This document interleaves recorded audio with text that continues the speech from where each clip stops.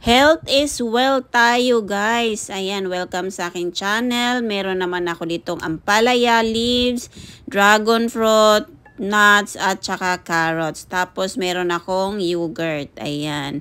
So, health is wealth talaga guys kasi kailangan natin to sa ating katawan. Natural na vitamins. Ayan.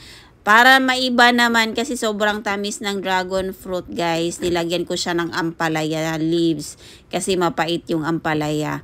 Kasi yung yogurt naman hindi naman siya matamis kasi ano yun walang no sugar. Ayan.